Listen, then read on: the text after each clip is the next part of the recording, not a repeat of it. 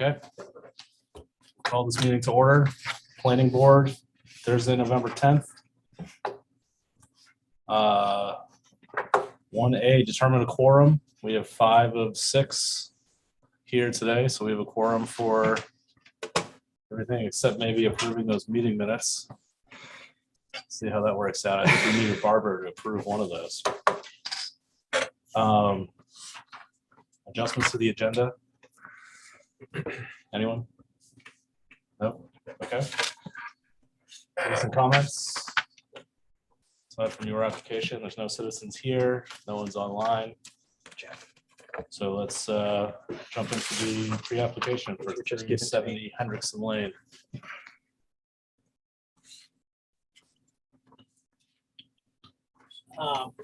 So we've had a piece of property on Havner Pond for, I don't know, quite a while now. We had a little tent, we had a tent there, kids, we got 5 kids, we'd like to put a camp there. Talked to Stan, he come out, checked it out, found a good spot for it. Got a permit, but it didn't work out because what was it, resource protection? Resource protection. So we got it all cleared, getting ready to put her up. And he's like, well, you haven't started building yet, have you? So anyways, so that's why we're here. I think the question is where to put it. On the map, it does show a good spot towards the road, but those maps are all overlaid from the town tax map, the FEMA map, and habitat map. And realistically, the road isn't that far away at that corner from the wet area. And the road, the water comes from the property above it, across the road, and right into that. So it would go, yeah, in spring it's really, really wet right there. And if you see on the FEMA map, it actually goes right around where we would like to put the cabin, and it's just a 3-season cabin. We're not going to rent it out. It's just for our family. Nothing really fancy.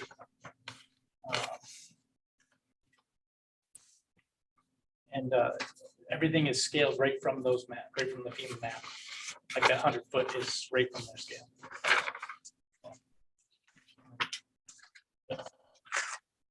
Any questions? Mike, I have a question. Yes. This, I'm looking at these pictures. Yeah, they don't show anything. What, that right there, Yep. so that's the water standing just because of the ruts made by the. Yeah, that's just So what is that? that on the left side of that is Yeah. the higher piece of land, and ours is on the right. Okay, And the water comes down that slope, yeah, and it goes through many spots all over that area because the road is low, and it just funnels all over our area. The air, is it okay to walk over there? Yeah, Can I use this Yeah. shuttle? So that road is here, that picture is here, and realistically, that is not that long. It's probably that long. This is just using the town map. And so the water comes down this side, right here, across, and then right. Yeah, it's quite. Yeah, please. it's always wet, so. It's often, yeah. Right. And you're not gonna do anything like ground, just. We would just, take the tractor and rake it back and forth. When I had my road to my place, and I did that, I'd have to get those crushed rocks every Oh, yeah. year and put it in, and It's- it didn't do anything. Yeah, I should have graded it, but I that would didn't. be nice. It's a mile in. Oh, I got, so that's. a little bit of- It's in there. It would cost, I don't even know how much it would Yeah, cost. okay, Upgrade that baby. cool, thanks. Yeah. Any other? Yeah, your septic design and some kind of Enviro Enviro lube that's listed. It says that there was going to be product data in here on that Enviro lube, but it wasn't in the packet yet. Should be. I have that in the back, I'm sorry. I didn't- So Oh, okay. the Envirolute is something they use in Africa, and they sell them in Texas, and they sell them in Canada. Sorry. I don't know why I Even said Canadian. Where the Canadians Anyways, live. anyways, it's a self-contained, just for effluent, for sewage. Uh, It's got a porcelain toilet. It's like a large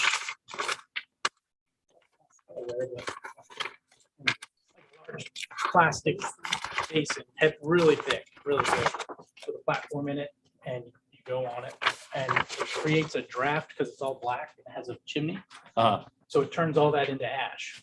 Thanks. Yeah, it's not like it composts. It actually turns it into. They get a technical term for it. Really? Yeah, it's super nice. I thought about importing them. Selling them up there. Yeah. They are really great off-grid systems. It's like top of the line off-grid. Oh, this is, You have to, oh, okay, there we go. Yeah, I did a little bit of reading about it and I didn't get into too much of the far end of it. You basically, so once you have to clean out that unit, how does that end of it work? It would take a really long time because Oh. that's made for 10 uses a day. Oh, It would take probably 2 years, Oh, but yeah. it turns into an actual ash. It's not, Oh. not like loam or anything. Yep. So then you just put it in your trash. And take it to the Oh, throw it. It's pretty fancy. It's like $5,000, Oh. Wow, wait. but it would be totally worth it. it's an interesting system. Yeah. I do have a question about the gray water system. We were supposed to get some information on a plan that was submitted and I have not seen anything. Yeah, just so everyone's aware, because it was a pre-application, I just sent in primarily documents relating to the house. When it is an application, I will include the Envirolu and the wastewater system as well. It's just, you got all this in the packet already. It was just already quite a bit of information. Yeah. And as far as the gray water, I talked to Doug Meserve, and he was gonna come down the first, but where there was this meeting to determine where, he's like, yeah, let's just wait. Oh, okay. So, That was one of my other questions. So the idea is your gray water is going to get infiltrated into the ground somehow, some kind of a leach field. And then your solids are going to be in this. yep, it's totally this tank. contained that way. Yeah. I mean, this thing is a pretty state-of-the-art latrine, basically. Yeah, It's an in-ground tank. yep, it can be is- above ground. Yeah. 'Cause we're not planning on going any low, it'll be kind of above, but not. Actually, it's 24 inches, so it'll probably be all above.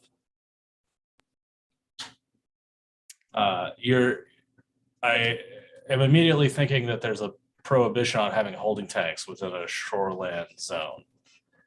And this, I don't know exactly what the definition is for a holding tank. Yep. This is something similar but different. So I've got a little concern with that. Because I mean, it's different than a regular, like a tight tank or wherever Yeah. people call them. Because we're not gonna pump it out. It'll just be, Right. Yeah. But it's still like in the ground, with potential to break and leach into the ground, So I'm curious what the actual definition is, if this meets that or not. if it was considered that, if it was in the ground, if it was above the ground installed in some way. It seems goofy, but I think that might be Something to address by the, maybe. I mean, it's still a holding tank. Like if it's Right. in the ground or not in the ground, I don't know if it matters. It's sort of hard to do a holding tank when it's not in the ground usually. Yep. But this thing doesn't look like it's very tall, and your proposal says that you're planning to elevate the building a couple feet off the ground Right. anyway. Yeah. Max? Hmm? Max, just quick question. Has Stan had any input on that device? Is that one of the approved devices through the state? I have not heard anything from Stan about this. I think he wanted to wait until the planning board did this quick pre-application first, because if you determined it could be done outside of the resource protection area, then it's kind of a moot point at this point. So he kind of wanted to wait to get the board's perspective first. But this would obviously be answered if you guys do believe it can be in the resource protection area. The house, not the environment. Perfect, thank you.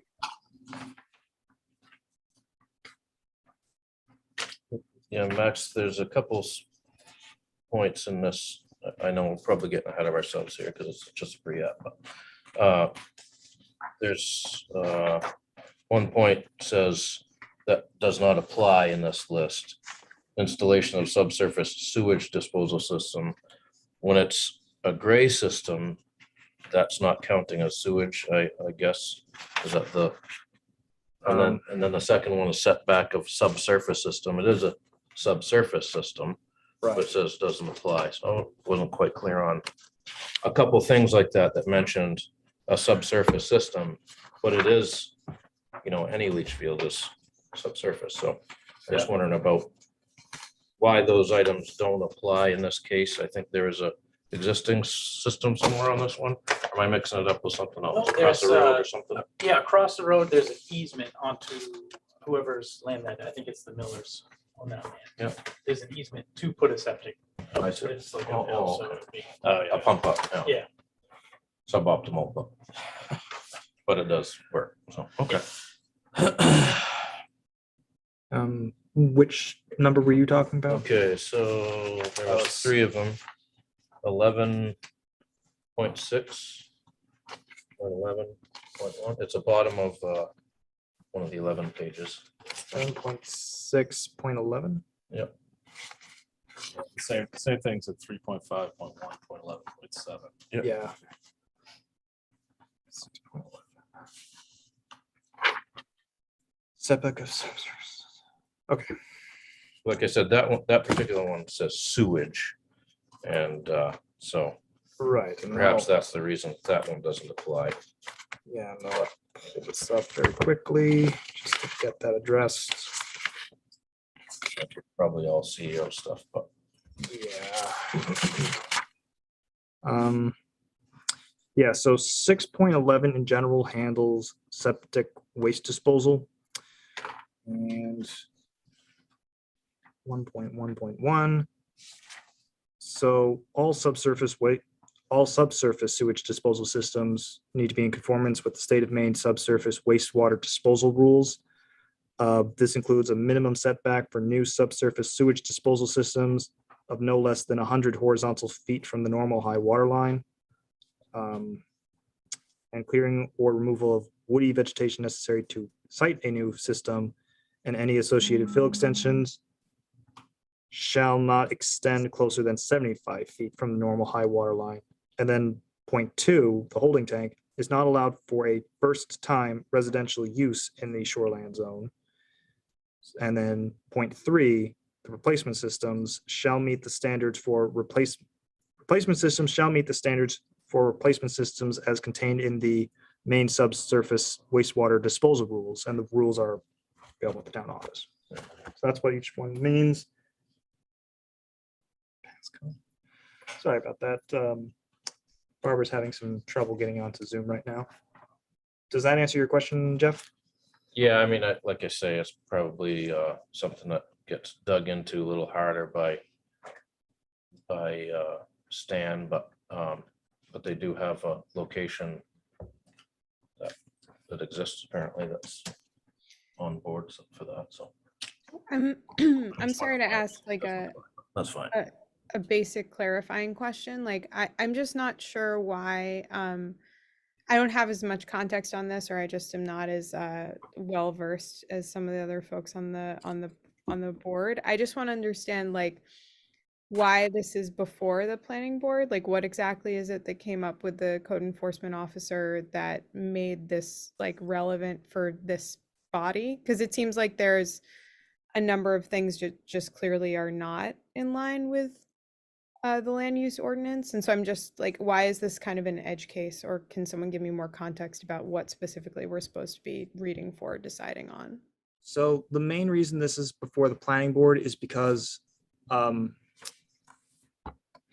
believe it's on Article 6, Section. I just want to make sure I have it for the minutes. Article 6, Section 6.7.5, the land uses in the shoreland zone. On page 6-16, 1 and 2 family residential homes require planning board approval if it's in the resource protection zone, which is where this is located. So Okay. initially, and correct me if I understand how the whole thing played out, you went to get the approval from Stan, and Stan didn't realize it was in the resource protection, so, Right. Yeah. Assumed there was- just issued a permit and a shoreline zoning permit. right. And Right. because in most cases, it is in the limited residential, like it's very rare someone's actually building in the resource protection. But after issuing it, Stan did realize, oh, this is actually in a resource protection area, notified Michael and Carrie, by the way, Mike, this is Michael and Carrie Johnston. I don't think they said that in the beginning.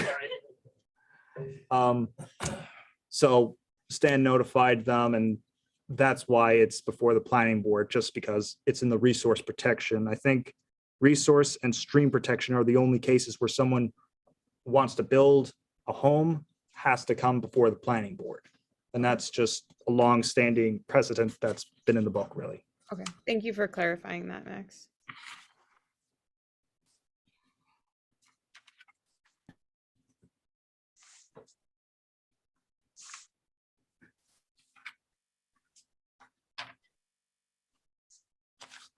By the way, Barbara's now on Zoom. Hi, Barbara. Oh,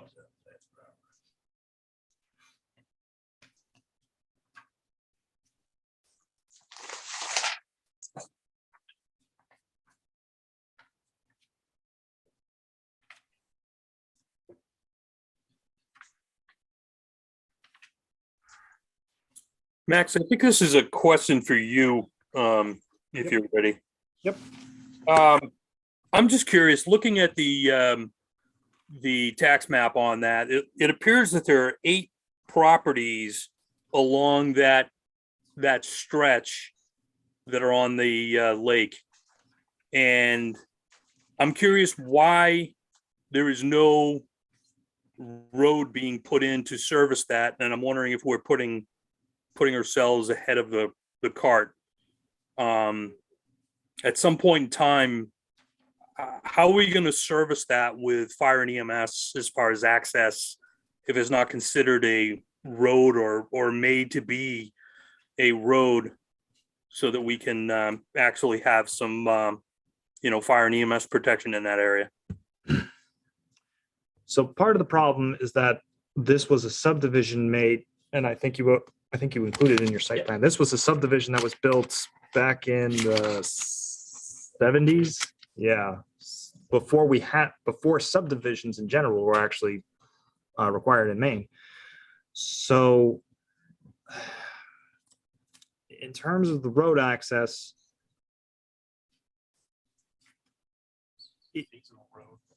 yeah, I mean, it's something I'm definitely going to have to talk to the emergency services departments about to get their input on it. It's hard for me to weigh in on this one because it's always one of those cases of it was built so long ago. And it's a private road, so we'd have to get all of the private residents to kind of join in on this one. But your concern is getting an emergency vehicle out there? Yeah, well, one of the things that they did talk about was that there would be some issues trying to get at least fire apparatus down there. I'm not sure as far as EMS, but I do have some concerns about the access, and making sure if it needs to be or it can be, perhaps the abutting owners, since there are 8 of them, can find a way to make sure that gets brought up to standards, so it does conform. All right. I will have to confirm with Maine Municipal Association about that one, because as I say, with it being built so long ago, I don't know if this is something that the board would even have jurisdiction on because it's a private road. But I'll get MMA to confirm that one. Sounds good. Thanks.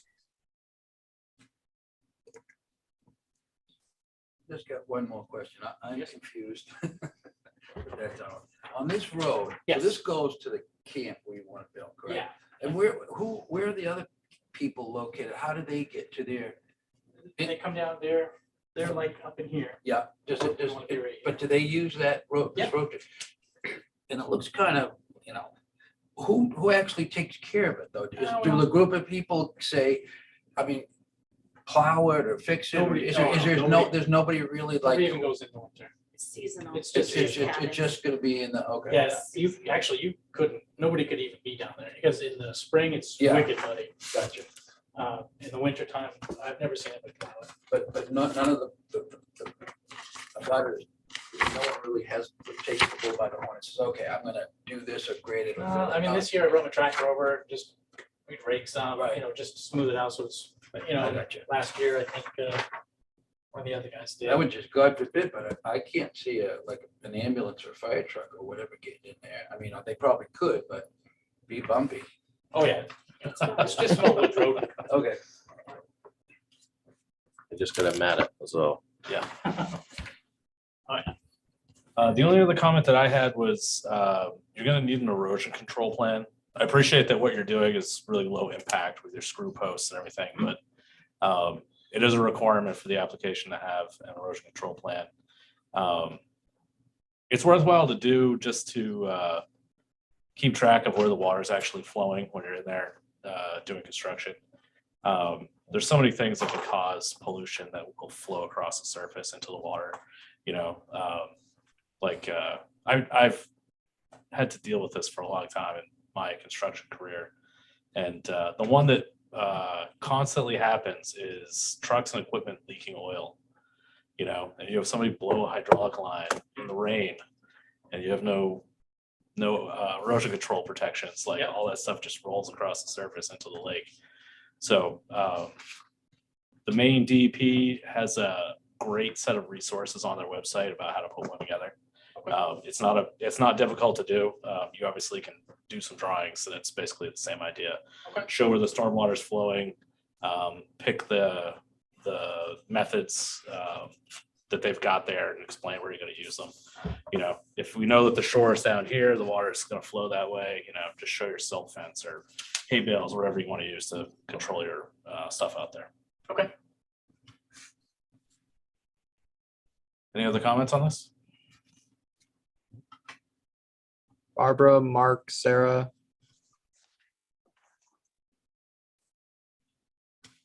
All right. Okay. Are we muted? Were Nope, you- you're good. Oh. So I guess just for direction on their application,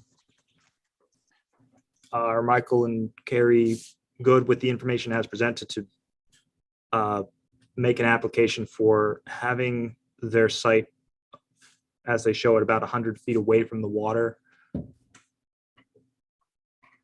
Yeah, I mean, it seems compliant. I mean, I'm sort of amazed that you've got that one little spot there. Isn't that weird? It just goes When the right map around showed it up, like a I'm like, hook. whoa. Yep. Your infiltration field for the gray water should be shown on that when you finally get Okay. a design from Doug Meservey.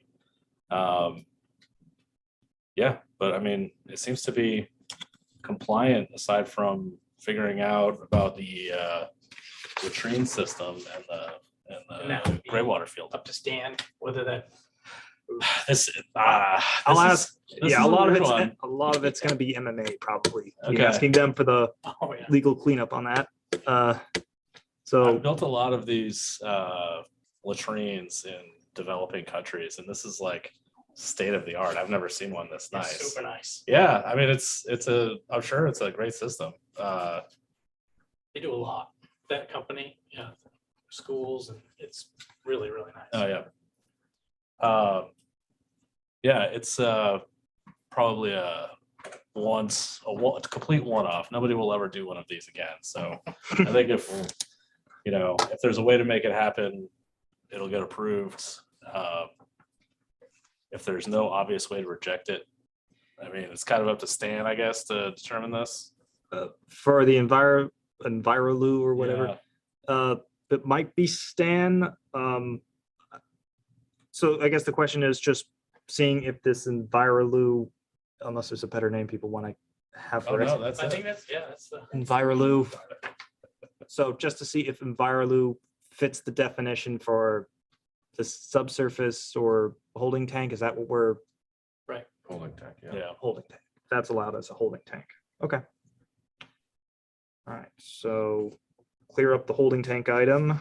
Talk with the emergency services about access to it, and then asking MMA if the road has to be brought up to standard for the application, the erosion control plan, and then, yeah, the holding tank definitions essentially.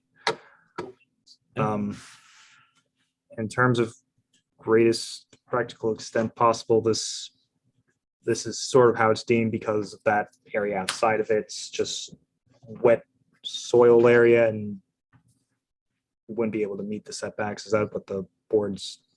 I was kind of going back and forth with the pictures earlier, so I don't know if how much we talked about that They area. don't really, they're not very descriptive, the pictures. It was hard to get a good. Just looks like trees. Okay. Yeah, the setback for the disposal field is, leach field or whatever we're calling it. It looks like you've got some limitations on where you could maybe put that. I'm sure you probably can't put it in the floodplain. So you're gonna be kind of, Yeah. you're gonna be kind of limited on where that can go. But I think there's probably some possibilities. And because it's only the gray water, it's the volume somewhat reduced. Maybe it's not, doesn't take up that much area. Yeah, I'm sure there's probably a way to do it. and Doug said if we don't use a pressurized system, it's a smaller Right. Yeah. system, because we want to keep it as small as possible. Yeah, of course. Yeah. Okay. Cool. All right, so I guess I'll talk All with you next week Yes. about next steps. Okay, thanks. Thank you. Appreciate it. Have a nice Thanks, night. everyone. As I said, next meeting, I'll make sure everyone does have a copy of that Envirolu and the water system and everything. Yeah, nice.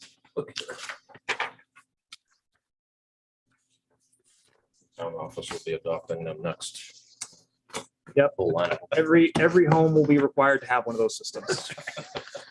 Even if you're on town water and sewer. Is the environmental, I have not, I mean, I think I've heard this, but does anyone know what the actual biochemical action is? Or, I mean, what is? It's Nope. got, I'm not it's following it. it's a just- black tank that has basically like an area where the sun can get to it and cook it. Cook it's like the a cooker. actual fecal matter and urine? Yep. Yeah, and there's a screen inside of it that catches the solids and the liquids fall to the bottom. I think what it is, it's a divider in the toilet itself Right. that sends each to a different area. Right, yeah. It's an aerobic type disposal system. Basically, the solids are consumed by aerobic and the liquids are basically vented off. Okay. There's no, it's a waterless system, which Yeah. I know. strange. Well, it's a Zambian website. So it's- Isn't that right? Oh, I didn't notice that. yeah, it's they don't have a lot of plumbing and sewer in Zambia. And I can definitely see the demand for that thing. Anyway, Aren't people glad that this had to come before the planning board? Yeah, I think it's Well, I cool. think you're right, yeah, this is a one-off. I mean, how many violets are we getting yet? yeah, There may be more. There We'll might be see. more. This is setting the trend. Yeah, well, it looks, Okay, meeting minutes. July 28th. I think this might be the one where we actually have a quorum to approve these. All right. Hooray. Johnny, Jeff, Barbara, and Sarah. With the planning board members present. There wasn't anything of note to me, but someone else. there was something of note. Yeah, I was not there.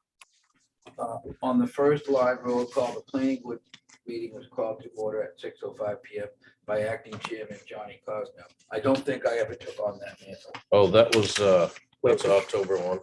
Yeah, that's the Oh. October one. Oh, that's okay, but I didn't, Yeah, I'm not sure. I how did that- notice that one too. but I, I want to keep everything above Oh, board. yeah, so, that was Jeff's meeting, wasn't it? That was Jeff's. Yep. So that, yeah. So Go back to the July 28th. I didn't see anything there myself. Sarah, Barbara, any comments on the July 28 minutes?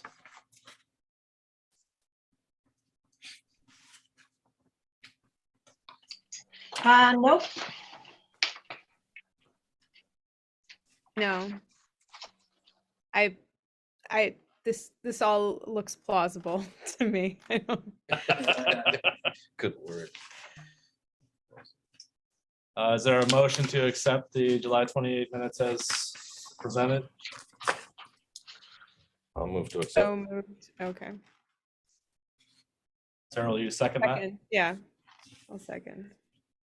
So Jeff motions, Sarah seconds. All in favor? Sarah, Barbara? Aye. Hold on 1 sec. Do we have the minutes? I'm sorry, I'm just looking at these. Problem. Max, does the,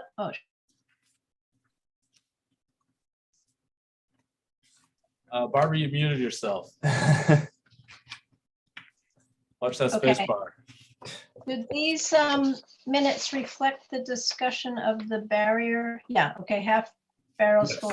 Okay, I approve the minutes. I'm fine with them. Okay. Was that 4 votes in favor? Yes. Sarah, was that a yes? Yes, that was a yes. Okay. So 4 approve, 0 against, and then you and Mark are abstaining. Correct. Who's abstaining, please?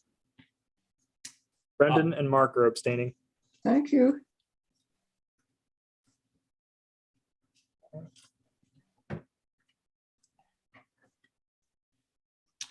So Max, if we need to make a change to one of these minutes, I haven't seen that done at one of these meetings yet. Can we amend it in the meeting? Yep, you would approve as amended. Okay. So the only amendment I've heard so far is that on the first line, the acting chair is Jeffrey Erskine, not Johnny Cosno. Okay. Any other comments on the October 13 minutes? Yeah, I was, Mark could straighten me out on this. And point 3, it said that October 13th meeting was his first meeting, but I was thinking that he came on board prior to that, but I could be wrong. No, that is correct. I was Oh, at the it is. September Hmm. meeting. Okay, well, The last few months, it's just Right. been crazy. Good catch. What change have you made, please, besides the acting chairman? nothing so far. Nothing, we were corrected.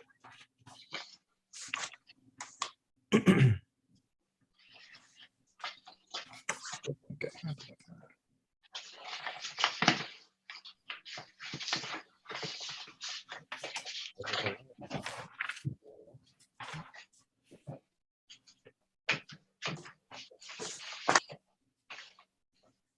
Okay. If there's no comments, is there a motion to accept the October 13 minutes as amended? Move it, accept it with changes.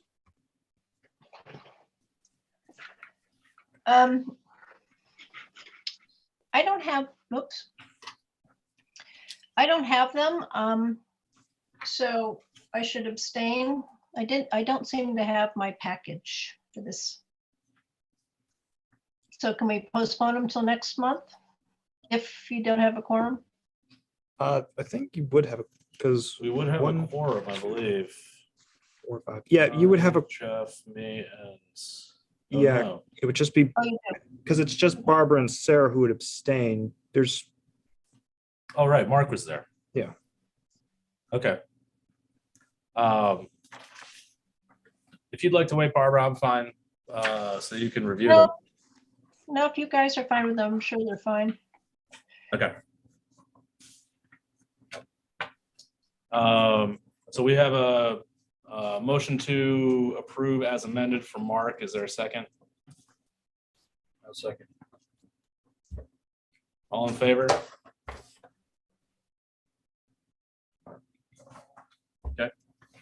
So Barbara and Sarah are abstaining. Yep. Okay. Who is the second, please? Barbara and Sarah were abstaining. Yes, and for the motion, Mark made the motion, Johnny seconded. thank you.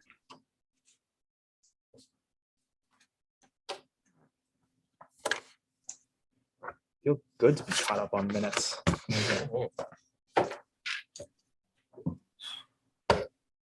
Okay, land use ordinance. Well, are there any other comments from planning board before we get into this? Okay. Ordinance revision. All right. So I believe some of you remember earlier in this year, we started looking at some items to address in the land use ordinance. They're just they were some minor technical items that we wanted to address just on some applications we received recently. But there were two bigger changes that I would like to get the planning board's input on, just because we're going to have to put it before the town in June anyways. So we have time to review the ordinance in case there's any other changes we'd like to make. The first one I'd like to suggest is Article 3. The first is a minor item, section 3.2.1 and 3.2.2. It's just giving the code enforcement officer and the planner 14 days to determine the application is complete. And that's just so it's just straight 14 across the board. It's consistent with what the planning board has time for review and everything. So it's just keeping it as a 14-day consistency. And then the bigger item is under section 3.2.2. And that's just amending the language so that there are requirements for the town planner to distribute first-class notices to property abutters and notifying the emergency services and members of the planning board that the code enforcement officer and the planner received an application and are reviewing it. And if anyone outside of the code enforcement officer and planner would like a public hearing, then it would automatically be sent to the planning board for review. As some may not be aware, in 2020, when we were updating the land use ordinance, what was requested by the comprehensive plan was to have this sort of third tier system, because before 2020, if someone wanted to do something in Waldeboro, you either went to the code enforcement officer or you went to the planning board. So a lot of the things that were considered minor items, like just someone wanting to build a home outside of the shoreland zone, or someone wanting to build an office in the downtown, that went to the code enforcement officer because it was just seen as logical stuff, really. But things like offices on Route 1 or recreational facilities on Route 1 and all these other items that people thought were bigger impacts off-site would just go to the planning board. So in 2020, this sort of middle tier was created so that things would go to Stan and myself, so that if we think it's going to have an impact, we'll send it to the planning board if we think it's good to have that public hearing, so that everything doesn't have to go to the planning board then. And right now, I do make it my own sort of procedure of still notifying the abutters, but it's just not in written form. So I just wanted to include that just in case. And also just to give some more flexibility, let the planning board be aware that this is an application here, because someone might know something Stan and I don't know, or whoever the code enforcement officer or planner will be in the future. And if a planning board member believes that it should go to the public for a hearing, then we would send it, even if Stan and I thought it doesn't have to. But if a planning board member, a select board member, or just someone who heard about it wants it to go before the planning board for review, then we would hold that public hearing. And so what would it take? Would it be unanimous for the planning board to say it should go to? Or how was the voting No. done to For, justify that? so for this review, the town planner code enforcement officer review, Yes. if Stan or I get, for the way this is being written out, if we get just one written request to have a public hearing, we would just send it to the planning board. Or if Stan or I believe it should go to the planning board, then we will send it to the planning board. So, as a member of the planning board, how would I ever find out that the application existed? To, Other than me sending other you the than you note. telling us that the application has been submitted. So that, you know, I would never request a meeting because I would never find out that something had been submitted. But this So- is, oh, sorry. To me, it looks like this says that the town planner like will notify the planning board all the time. So like we'd always be notified and then have the option to have a hearing or not. Right, and that's what I'm saying I want to include in here. Okay. I want to notify the planning board, I want to notify the emergency services and the neighbors as well. That just wasn't in the original 2020 language. And that's what I want to include. Okay. Sorry. Yeah. Sorry if I. Okay. Sorry if everyone understood. Oh, that. okay. So Distributing a first-class notice to all property abutters, notifying emergency service departments and members of the planning board upon determining the application is complete. so Max, something like a small camping ground at like a 10-unit campsite thing, we would get a notice about that and the Correct. neighbors would, correct, even though right now it's in the ordinance that people can do it, right? correct. So the example I'll give is the Realtor office that's at the intersection of Moody's right there, because that was one that Stan and I had to review. At the time, we didn't have to send any notices to anyone, and at the time, there really wasn't anyone there. There was the Maritime, there was Moody's, but there really wasn't anyone who was going to be impacted by people just moving into the building and turning it into an office space. So we didn't send any notices on that one. That was very early on in the process. But if they were to do it again after this language is approved, I would send a letter to the neighbors, and then I would tell the emergency services, and I would also send out a notice to all the planning board members as well, that, hey, this person wants to change to an office space over here. We've deemed the application complete. We've done a site visit. The information's available to you because it's all public information. Does anyone believe it needs to go to the planning board for review? And if anyone, whether it's Brendan as the chair or just Mark as a member, says it should go to the planning board and I am requesting it goes to the planning board for a public hearing, then we would have it go to the board for a public hearing. Or if one of the neighbors say, I would like to have a public hearing, we would hold a public hearing. So as that office, as an example, that used to be a residence and then it went to a business. Yes, So I'm surprised because that is a change of use that didn't come in front of the planning board. that's because, well, Explain of- that again, how it, just because it was empty for a couple of years? no. So the reason it didn't was because in 2020, when we were amending the land use matrix, one of the things was that an office went through this type of procedure where Stan and I would review it instead of the planning board. Because early on, one of the planning board applications was the Insurance? the cornerstone insurance at the top of the hill. Yeah. And I remember after the meeting, people saying, why did we review a change of use to an office? So let's talk about what change of use means. I mean, are there any triggers like cars per day or, you know, traffic impact? Are there any triggers using that term change of use that should send something to the planning board?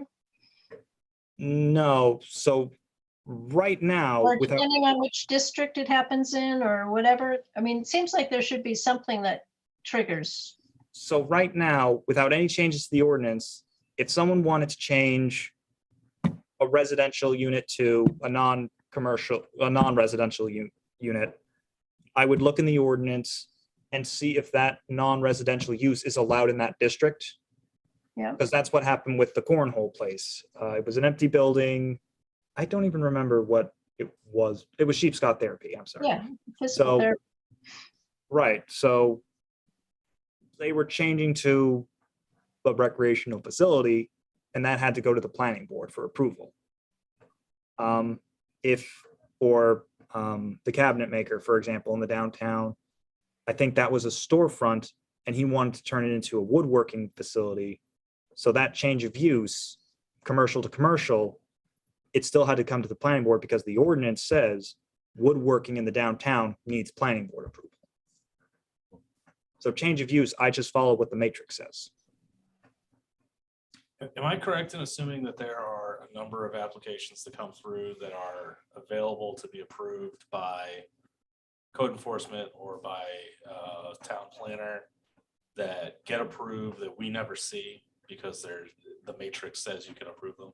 And so this change would then run every single application by us with the opportunity to pick and choose what comes before the board?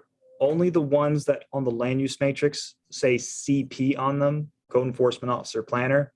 The ones that still just say code enforcement officer wouldn't have any of that because those are usually very minor items like someone building a residential unit or an agricultural related business or something like that.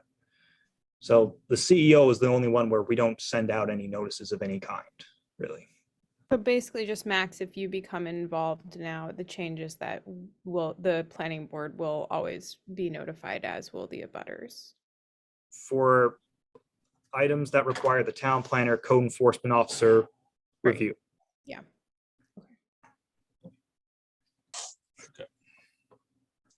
So Max, I'm sorry, so you and Stan on several occasions have just had an application and it was, everything's above board, no big deal, and you just pushed it through? And what did you, how did you guys determine that? What kind of paradigm did you guys both follow to just allow you to do that? It's the same thing where we would just make sure that it follows the standards, and if there's any specific standards, they address the specific standards. So if there's anything an outlier, that would trigger you to not give your imprimatur on it. We would tell the applicant to amend it to address the standard, essentially. I thought, I plead ignorance. I thought everything kind of came to us. I didn't realize that you and Stan could arbitrarily just green light things. It's not rare. arbitrary. Sorry. Oh, no, go ahead, Sarah. No, just it's not arbitrary. Like there's a matrix to help determine what things need to come before the code enforcement officer and the town planner. And then I guess they used to be able, if that happened and like things could be brought into compliance, then it wouldn't need to come before us. But it was like, I guess, more of a judgment call at that point, like when Max became involved. And this is just saying like, at that level now we'll always be informed, as will abutters, which I think is a good change. And But it wasn't arbitrary. Right, and it's rare. It's very rare we've ever actually had to do it. As I said, the office at the intersection of 220 and 1, that was one case we did it, and that was like a month or two after this whole thing was approved. So we were just starting out on that one. And then I think there's a Cafe Perch. Cafe Perch had to go through this process as well. So that's why it didn't come to the planning board, but we made sure that she had standing and that she had enough seats and everything. And that was it. Mhm. So that's it, really. And this is just making it so you would get an email outside of the usual notices for these planning board meetings, if I do have someone who falls into that matrix.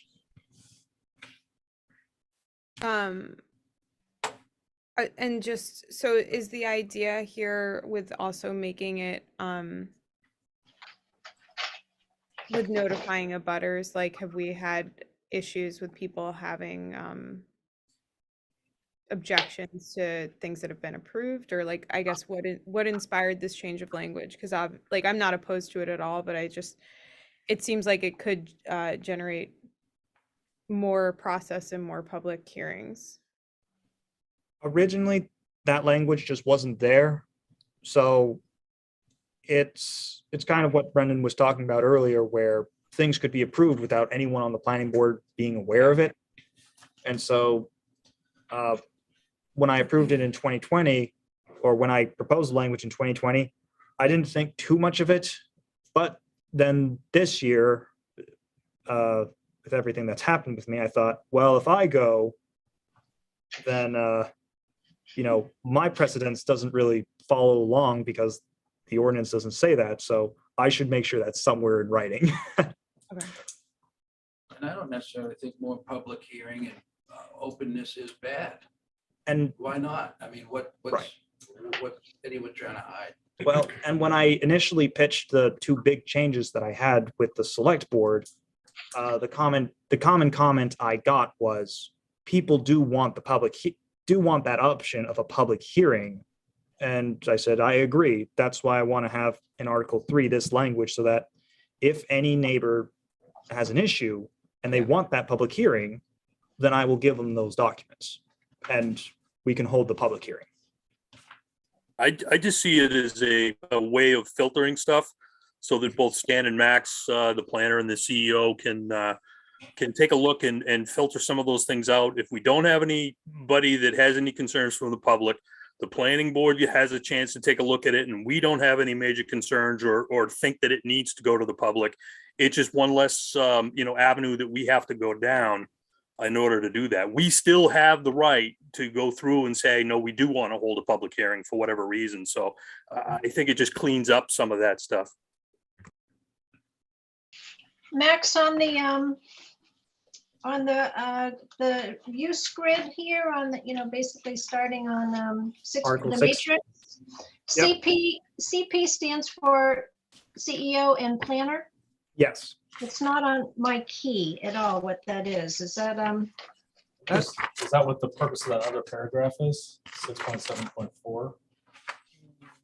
Yes, 6.7.2 should have it. Symbols used in schedule of uses. Oh, yeah, there it is. It's on page 6-5. okay, so that is, well, you know what? Maybe I have, okay, I see. So can we, for June, make some suggestions about some things that we think should be changed? On Article 6, On the matrix? we can. If it's all right, I would like to just run through the suggested changes in the order of articles, unless people do want to just jump to Article 6 while it's fresh in their minds. I'm fine either way. Well, honestly, I have to leave in 5 minutes, so. That's true. I forgot that you said that in your email. So, Yeah. so, But I'm very interested in this topic. so um, what, were there any specific ones right off the top of your head you wanted to suggest? Me, on the matrix, Yes. for instance, the small camping ground, not having the neighbors being notified is, to me, is problematic. And it's basically CP approved. But For a that, small I camping think that ground? the modification, the modification to Article 3, the new language would have them be notified. Correct. So So- previously, it didn't have that. Okay, but I want them to always come in front of the planning board. Okay. So Good. I would have to say something when that application came along in order to have that, something like that happen. That's, there are a few things that I think that were a mistake not to take it out of the planning board's purview. And I don't have my notes in front of me, but that's just an example.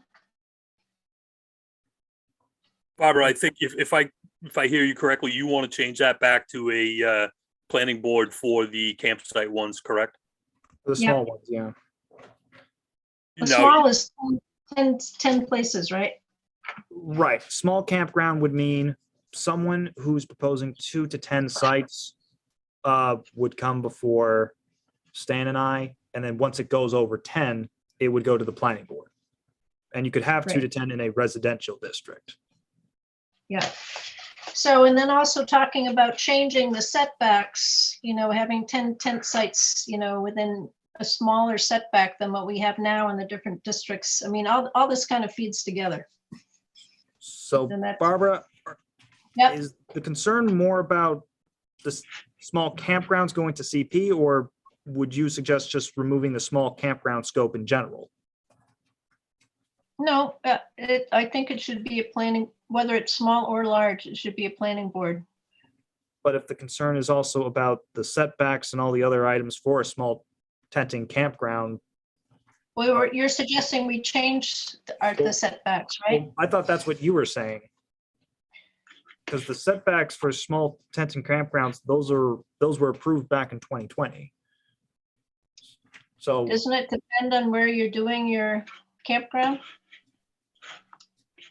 I might. I thought you were might- proposing new setback changes because what other towns Oh. are doing. Okay, I know what you're talking about. Yeah, I think she's on 6.8. yeah, she's talking about the dimensional standards. Yeah, I know what you're talking about. Yeah, dimensional standards. Those wouldn't change the specific standards that a campground has. And I'll quickly flip to that. Yeah, for a campground, there's specific standards on 10-4. Small campground shall have at least 2 acres of land.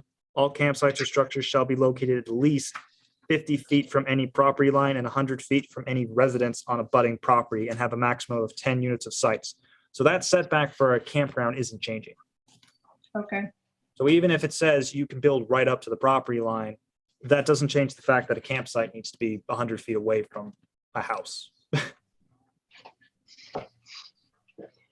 yeah, but your welcoming building or some kind of facility that you have for the campground could be 10 feet from your neighbor. If we changed it, even though the tents are set back a bit. I don't know, it seems to me it all kind of needs to be looked at.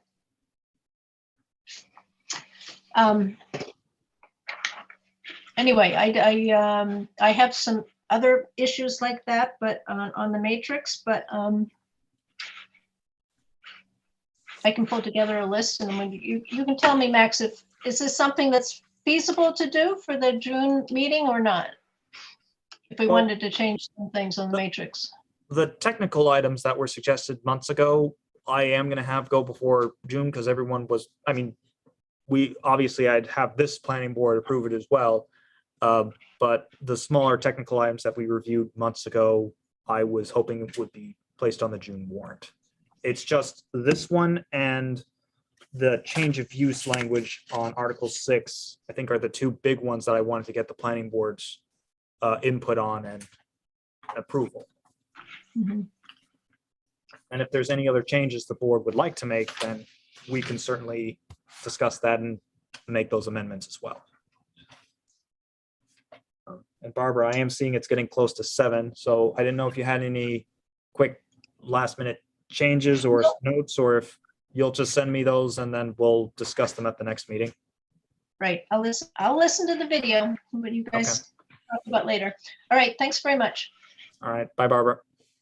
I just have a clarifying question. Sure. So in the change in like the amendments that we were given in the packet, I see like 6.5, but I don't see any actual modifications to the matrix from like the existing land use ordinance. So like the matrix is on 6-6.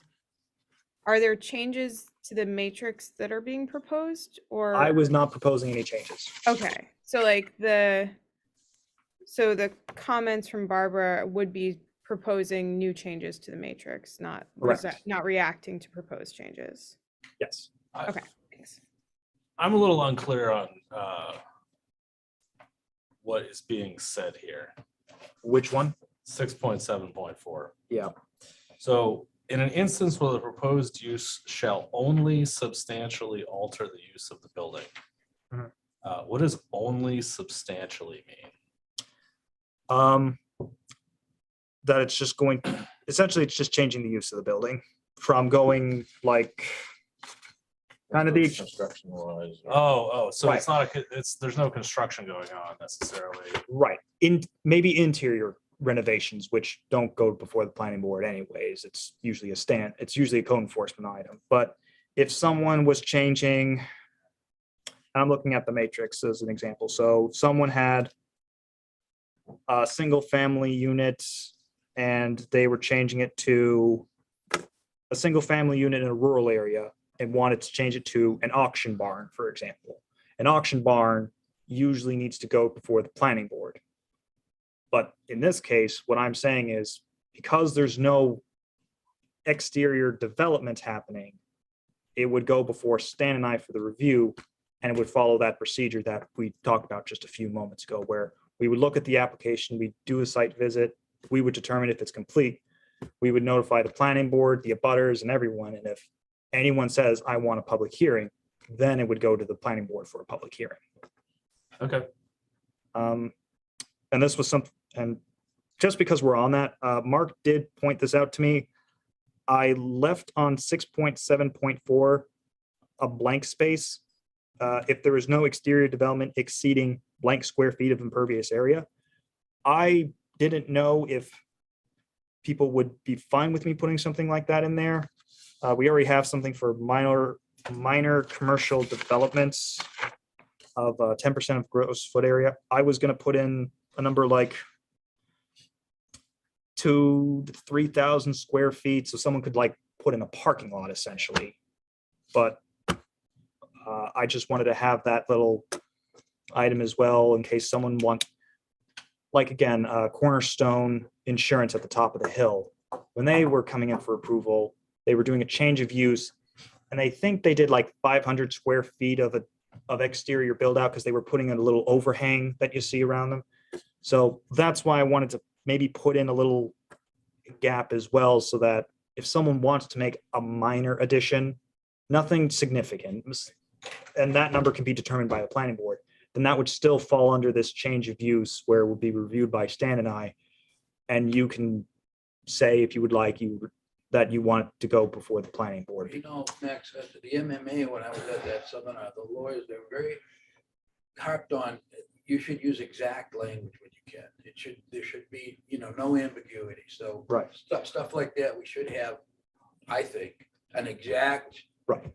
measurement, and that way there's no ability for someone to look at it. So that was one of their points that they would make. And that I agree. And that's why I left it blank, because I wanted to leave the planning board that option of saying 2,000 square feet, no more, or just remove it and say only interior renovations. If someone builds out even 5 feet, that better come before us.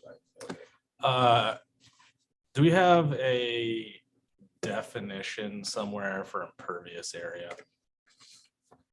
Like when you were discussing this, it didn't occur to me that you were considering building a footprint to the impervious area.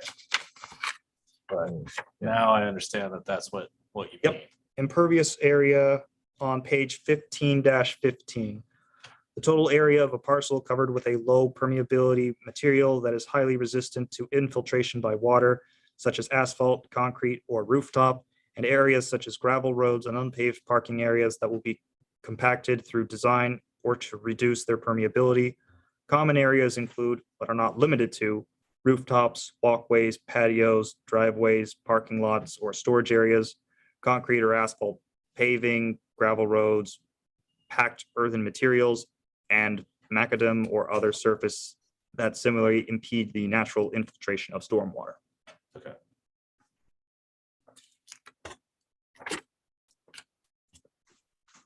I had to make sure that language is there in 2020 because we didn't have it. Yeah.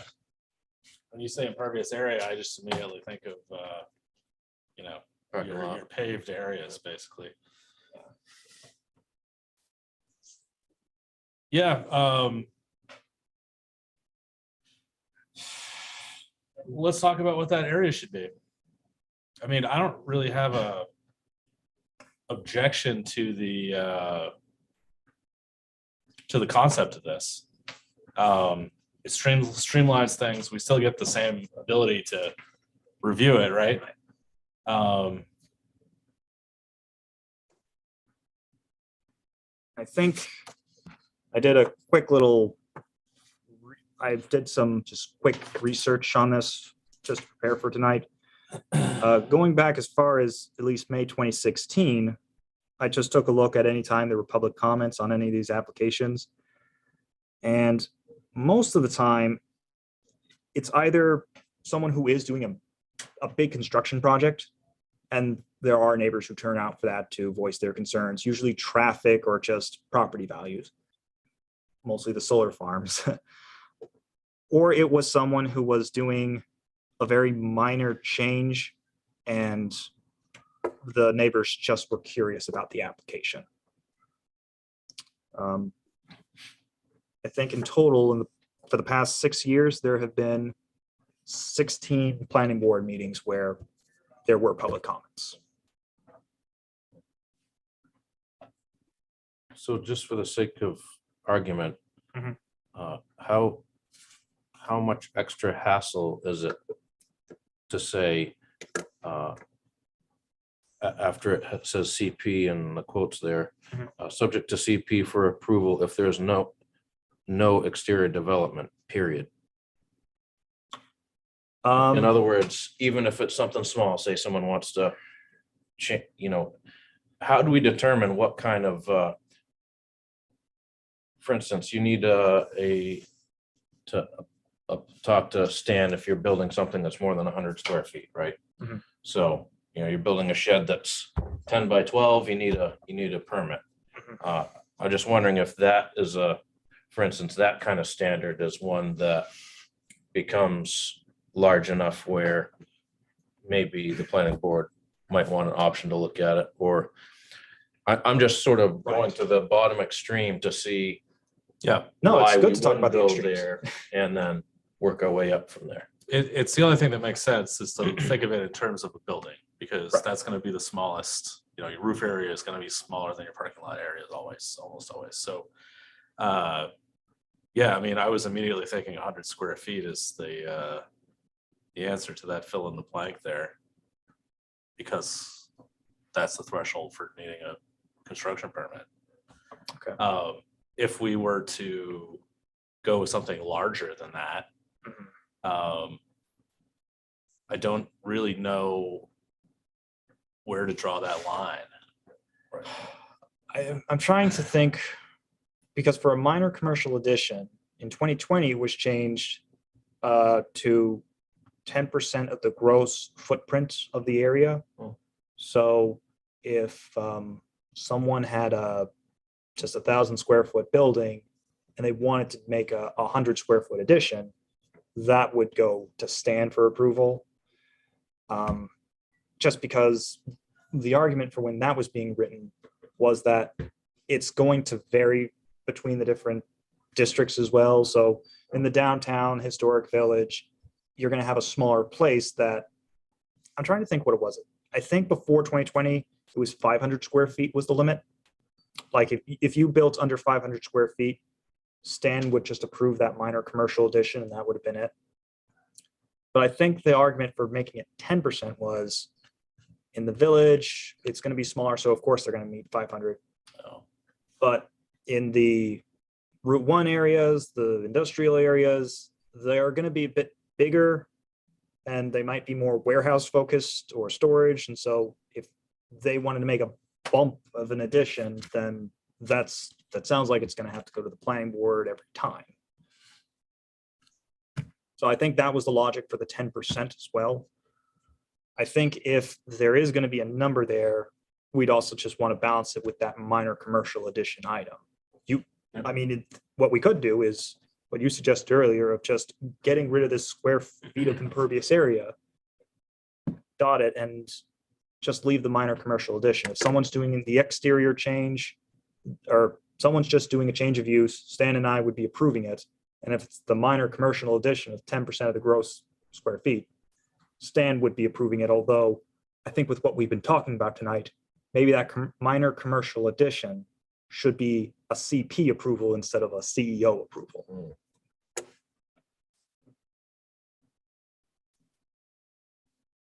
I kind of agree with that because that also puts it back onto the notification and also notifying the planning board so that we're informed, and if we did want to call for a public hearing, we could.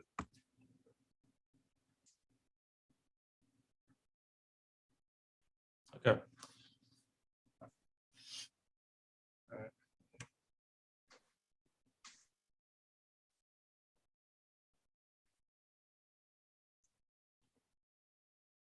So make those notes to remove the square foot item, and then minor commercial addition would be CP.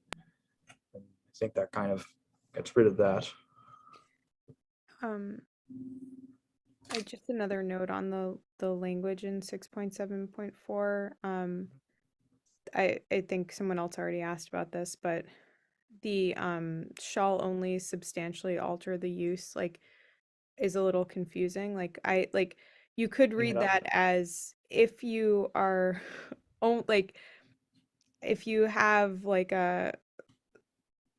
it's like if you're only completely changing what you're doing there. So it could be read as if you are maintaining one activity and then adding a second, then it's okay, which is not what's meant. I think you mean if you're only changing the interior of the building, or so I guess just maybe making it a little more explicit around construction applications, or just I think the thinking there is that if you're only making internal changes to the building and changing the use, so maybe making that more explicitly instead of saying only substantially, which is only substantially alter is makes it seem like you're putting limitations on the ways you can change the use.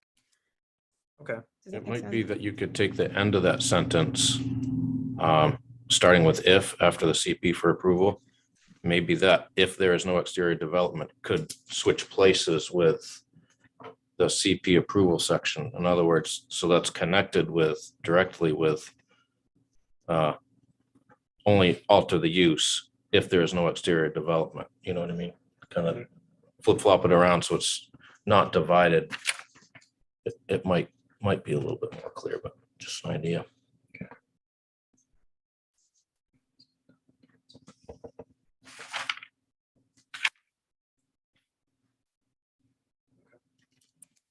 So that language will be cleaned up. Any other comments on that? Let's move on to 6.8. Just very quickly before getting to that, I just want to note under Article 3, because we kind of skipped this one. For page 3-3, those changes that you see highlighted were ones that were mentioned earlier in the year that the planning board approved. It's just stating that one, municipal approval does not exempt applicant from other regulatory bodies or private agreements, because that's always been a common thing that we've gotten of, oh, I got the town approval, I don't need to go to the DEP. Yes, you do need to go to the DEP if it's applicable. You need to talk to them about that. And then for the public hearing requirements, this one was just born out of everything that happened with the Controversy Lane solar farm, where if someone does have an application and they're on a private road, everyone on the private road would be notified, or the road association would be notified. Again, I have been doing it just out of my own personal belief that, everyone's using the private road. Everyone has to own and maintain it. In this case, I'd probably be sending a notice to everyone on that private road as well, just because they're all responsible for maintenance. But if I'm not here and someone was reading this word for word, they wouldn't be following the same rules. So I assume there's no items to change for those two. Oh, sorry for cutting you off there, Brendan. So I don't think there's any comments on that. Okay, yeah, so lot size and setback changes. yep. What is prompting this? We have had these setbacks and lot sizes for 17 years now. And I've had Board of Appeal requests to try and address some of these items, like the road setbacks or the side setbacks. And when I'm comparing them with other communities in the mid-coast, first of all, no one comes close to 75 feet from the road for the rural and residential area. 50 maybe, but it's primarily 30s, pretty much. And side rear setback, someone either has 20 or lower. I think 10 or 15 is the common one I've seen, but I've bumped it up to 20 just because we had such a high number, and it would just be reduced a bit.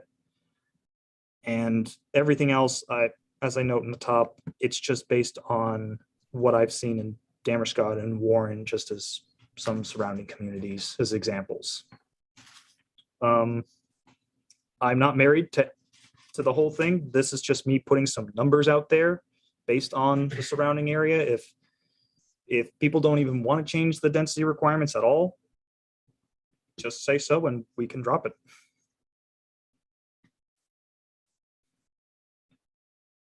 Is this also somewhat prompted by the state kind of pushing for higher density and more development of, LD 2003. yeah. So this was something that I wanted to do before that state law was put on the books. Yep. There are murmurs that there's going to be a push to try and repeal it, especially with the new legislature in. And I would like to have this sort of on standby so that if it is being repealed, yeah, we would have this, because I know that was one of the reasons I didn't want to have this going as LD 2003 was happening, because it was new. We didn't know what was going to happen. But with how LD 2003 is actually written, and I'm actually, as part of Midcoast Council of Government, I'm going to be going over the guidelines that the state's released next Thursday here at the Waldoboro Town Office for anyone who's interested. The way they have it written is that for a primary unit, like your primary housing unit or an apartment, you would still need to address the lot sizes. So for the village, if you're going to do the 3 units that they're saying that you'd have to allow, then they'd still have to have 15,000 square feet for, I'm sorry, you'd still have to have 15,000 square feet. But if you're doing accessory dwelling units, which is a definition that I wanted to include as part of these notes, if you're doing an accessory dwelling unit, the density requirements don't apply to you, which is a weird back and forth. They kind of, yeah, you heard that right. I thought an accessory dwelling unit was doesn't have its own lot. Right. It's on a lot with another house. Yeah. You have setback requirements, but why would you have a lot size requirement for an accessory dwelling unit? Like, that doesn't make any sense. It's the accessory apartments that some people do, some towns do have a thing where you do have to, or actually, I think in Waldoboro's case, you can have the one accessory unit and it wouldn't apply to any of the density requirements. Like, you're allowed to have that without any density requirements. Okay. But with the state, they're saying you can have, if you have your one house, you can have 2 of those.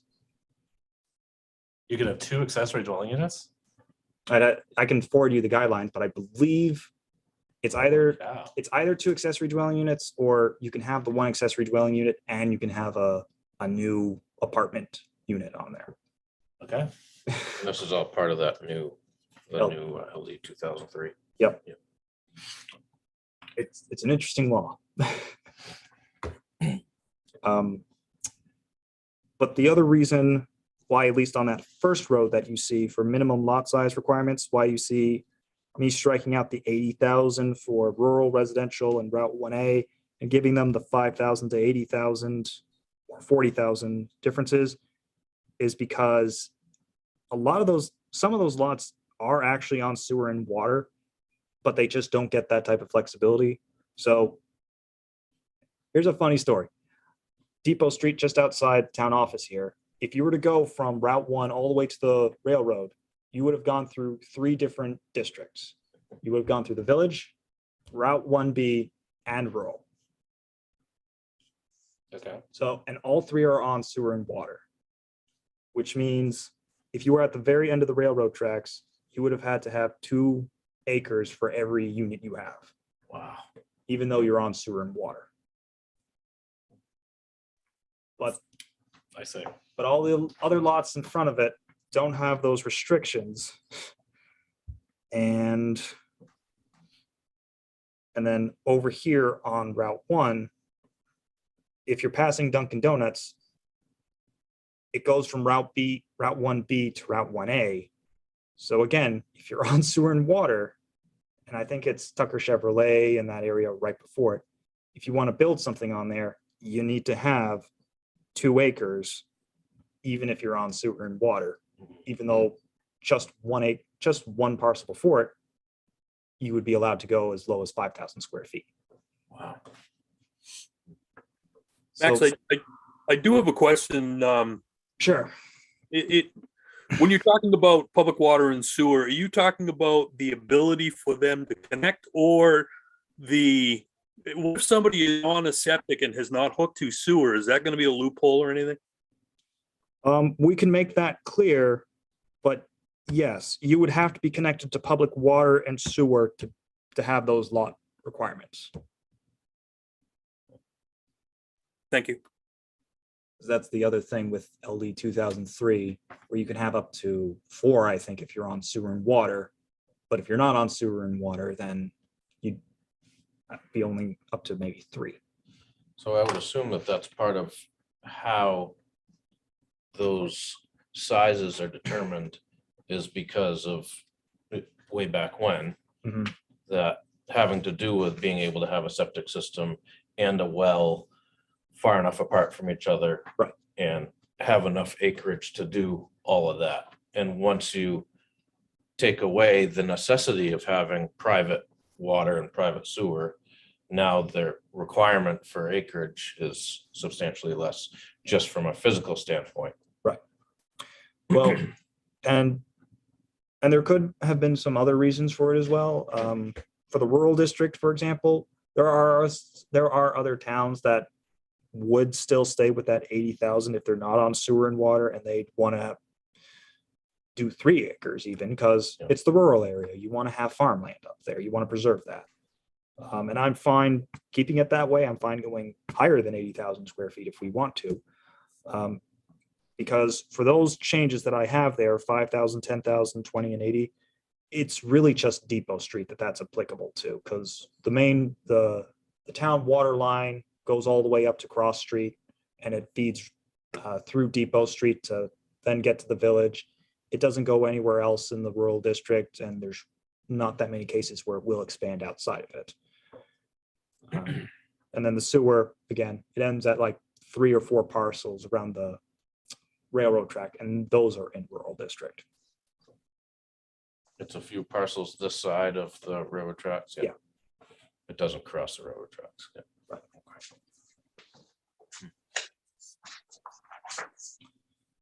And then for the road frontage, same thing. I just wanted to give that same consistency across the board. But I'm also not as committed to the road frontage or the setbacks that I had in the village and historic village. It was more of the density requirements. And everything else, I'm very open to any change. I'm open to whatever the planning board suggests. And again, I don't mind also going through this, and it just doesn't go before the voters in June in case LD 2003 does go forward. And we want to hold this off until we review it so we can be sure it is in compliance and comfortable with all those requirements as well. So the state, if that comes down, that supersedes anything that the towns can do or would do, or LD 2003 does, LD 2003 essentially says you have to allow the accessory dwelling unit, and you can't have density requirements that are discriminatory for accessory and accessory dwelling units that you wouldn't have for a single family home. If any of that made sense. I, my only question about this is, so I understand like with the current situation, this is like really only relevant to Depot Street, but I guess like this is like previously, this was kind of, is it the case that this is sort of the only thing that is enforcing, like access to public water and sewer is really the only thing that's enforcing the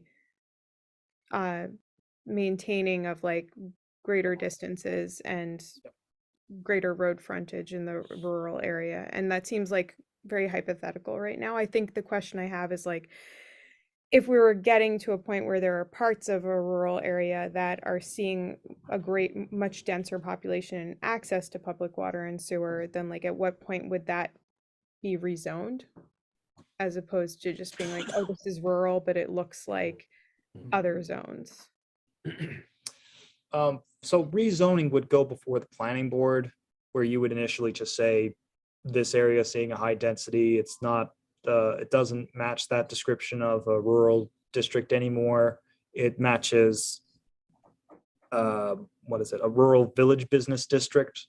And so you'd make the recommendation to the select board, it would go before the town for a vote, and then it would be falling under a rural village business district. Okay, I guess That like the only concern I'd have with this, which is very hypothetical, is just that we would get into a situation where we're sort of allowing the nature of a certain area to change, and then we'd need, once it's like filled with more people who are using it in a certain way, like forcing it through a rezoning, which could have tax implications, might be like not popular. So I just, that's like very hypothetical though, and I have very little experience with any of this. Well, as I said, I'm not really as passionate on a lot of these items. I mean, I don't know if residential, for example, I don't think they're close to that. I'm trying to think how far the sewer and water goes down on Bremen Road, because I think that's the closest it can get. If there are concerns about, as you say, unintentionally creating some new zones, we can just amend this as the board would see fit. And the village district is the only one where it's just reducing the number by half because it's all on sewer and water. Yeah, I'll certainly defer to like literally anybody else. I was just like, that was the only question I had about this. Yeah, no, it's an interesting point. This doesn't go to the warrant, correct? We can approve the changes to this. The land use, setbacks, right? you would make your recommendation, the select board would have to have, because this is the land use ordinance, so it has to Oh, go to the it town does, for a okay. vote, yeah. Mostly, I think this seems reasonable.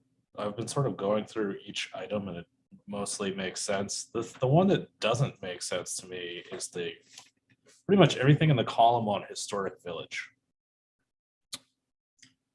I am not familiar with all of the details of what else is required in the historic village, but I find it strange that there's no minimum lot size. There's a very small road frontage requirement. Seems to me that like the whole purpose of creating that district is to preserve the character of it. Yes. And this, at first glance, seems like you could take one of these, old buildings, tear it down, cut the lot into thin strips with 50 foot of road frontage. And that is probably not the intent of the district. So you're right that the intent was to preserve the historic character, and section 7.4, I believe, does outline that if it's in the historic village district, then it has to match what the planning board finds as the architectural features, so that if someone's building in the historic village, or code enforcement officer, if it's a house item. But if it's in the historic village, then it's up to the municipal authority to determine if the exterior changes match the character of the neighborhood. So, for example, in 2020, 80 Gray was placed in the historic village district because I remember leading up to it, everyone talked about concerns about the developer who wanted to build on top of it, Right. go beyond the 42-foot height limit and everything. And people were concerned it was going to look the way it was going to look. And so that's why it was in the historic village, so that there could be that drop in density, but whoever is going to do something there has to make it look like it actually looks like it's supposed to be in that neighborhood. Okay. It's supposed to match what the neighbors are looking like, or keeping 80 Gray as 80 Gray. Actually, the historic villages with a laundromat in that area, is that considered? No. That that's is downtown. That would business. be- okay, so that Yeah, would be- The line is It's a, the post office, not the post office, the old library. no, it is actually I think it is at the post office, because when we did the LEDs, now I remember how I determined it. So when I did the LED streetlights, if you look at the lights above you, you'll see the ones that have the basic gray top, that are along Route 1. You'll know you're in the historic village if the street lights are the bell looking ones. That's how you know you're in the historic. Okay. Oh, wait, that's how you know yeah. Actually, no, that doesn't help, because the downtown, the downtown district has those lights too. Okay. But yes, it does happen. I think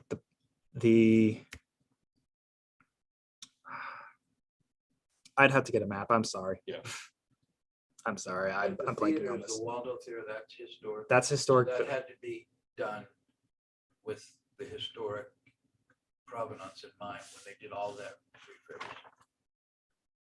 With Barbara as a member of the board there, I would be very surprised that they don't follow historic architects on that. Yeah, I think it's like up to Store Lumber maybe, and to where the State Farm moved in. I think that's down. I think even the professional building on Jefferson Street. I think all that is downtown. I'd have to pull up a map. I'm sorry, I don't have that offhand. But to answer your question on the lot sizes, road frontage and all that, the reason I think it was, well, the reason historic village and downtown didn't have lot size requirements in general, I think is because of how the buildings were originally built. And that's, a lot of them were just close to the line. And we had one issue with the church where the old Methodist church that has recently sold, where they were going to split that lot line, and there was just some setback standard issues, but they've eventually resolved that. So again, I'm not really committed to the setbacks on historic village, at least if people are concerned about that. Okay. Any other comments on 6.8?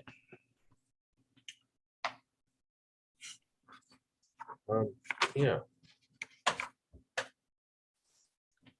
When say a change like this happens, and it could be this or anything else, any other kind of change that could be rather substantial Mhm.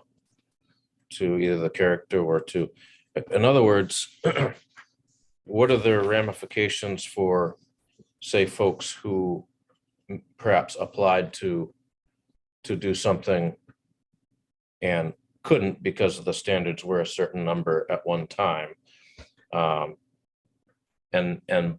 we want to change them or lower the standards. How does that work for,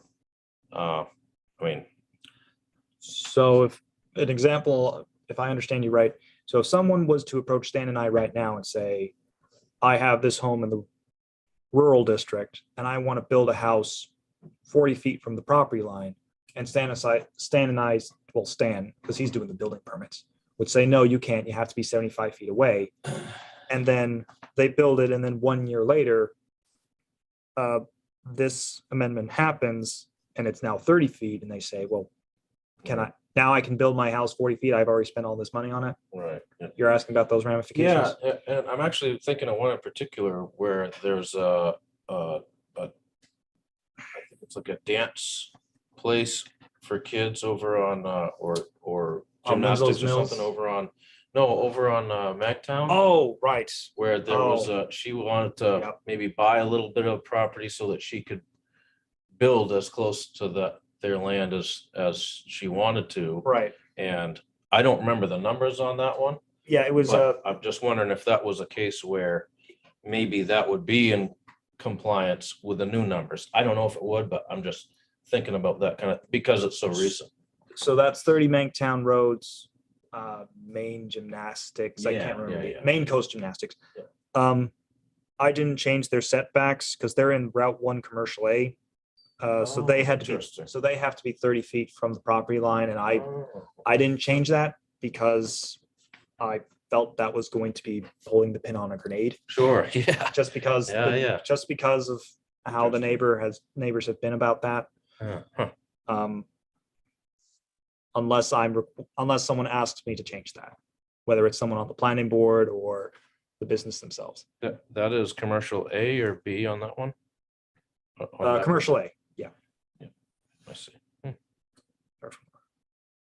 I think like to make big changes like this, it would be good to have some like documentation of how often these issues come up with like code enforcement, or just like, is this motivated by code enforcement and you, Max, like experiencing a lot of issues around setbacks, and like that people are finding that they're really prohibitive with development and not in line with other towns? Like, is this something that is coming up organically, or is this like a proactive, like we should be more consistent with other towns? So we looked at what they had.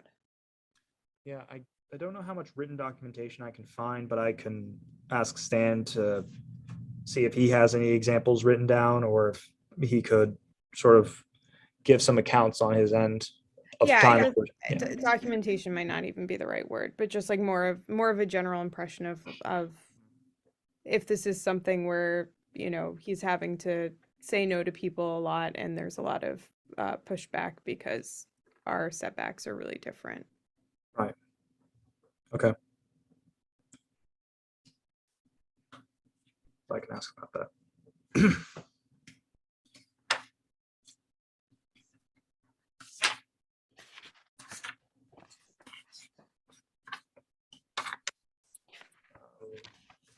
Should I move on to the other changes, or 'cause I think those were the only real big ones. Everything else were ones that we talked about in previous planning board meetings. On section 7 or article 7, section 7.10.3.3.9.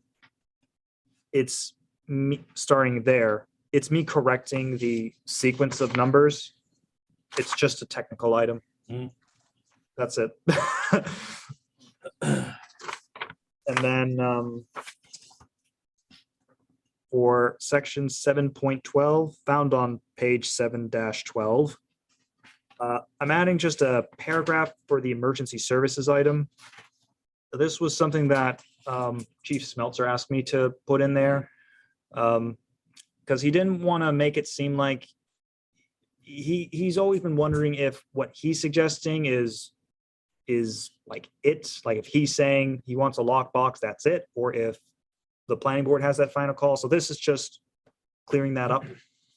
And it's just saying all the chiefs will make any recommendations they feel are fit, and it's up to the planning board on whether those requests are feasible or if they should be waived. And are there any? Oh, sorry, Yeah, I Mark. do think that some of the recommendations that they may have are good ones. And I think what he's talking about with the Knox box system is something that, on top of that, that we may want to have the town consider adopting an ordinance to require that type of action. Actually, Mark, that's already there. 7.12.2 applicants may be required to install a lockbox as specified by the Waldeboro Fire Department. Cool. But that language is just saying, if it's not Chief Smeltzer and someone's replacing him and they say home occupation needs to have a lockbox. Yeah, you gave the reaction I was expecting. It might just be a case of it was a good intention by the fire chief or the acting fire chief, but it's a home occupation. It's someone's going to live there already, so one would hope that they get immediate access.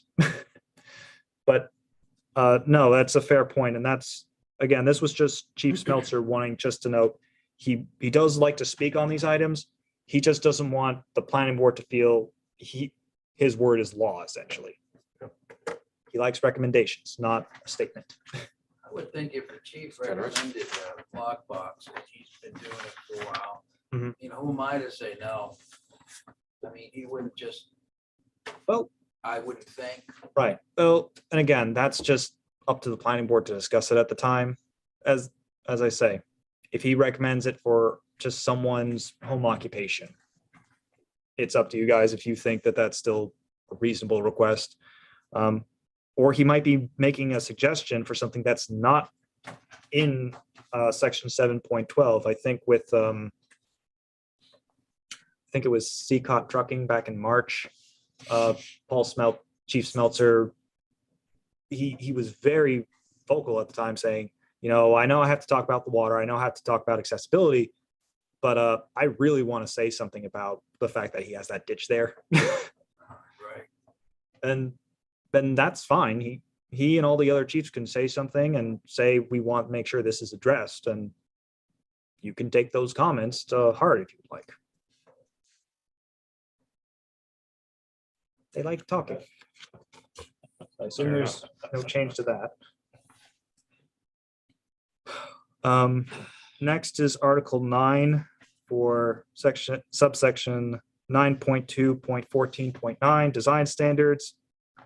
This is just putting in standards for a major private street because it's just saying that once you hit major private street, things like the minimum tangent between curves of reverse alignment, the roadway crown, and the minimum curve radii at intersections are not applicable. And this is just saying to stay in line with intermediate and minor private streets. That's it. That sounds reasonable to me. I don't really know how that the way it was. Seems like something slipped through the cracks there. I can't imagine why a major street can be as tight and twisty as you could build it. I don't know. I honestly don't. Yeah, Maps, we did have that one change on the minimum angle. Some were showing feet and not actually degrees. I'm sorry. Mark, can you just repeat that one just for everyone? Yeah, under the matrix, if you look at minimum angle of street intersections, some were listed as feet, 90 feet, I believe. And then I think all those should be labeled as angle, so degrees instead.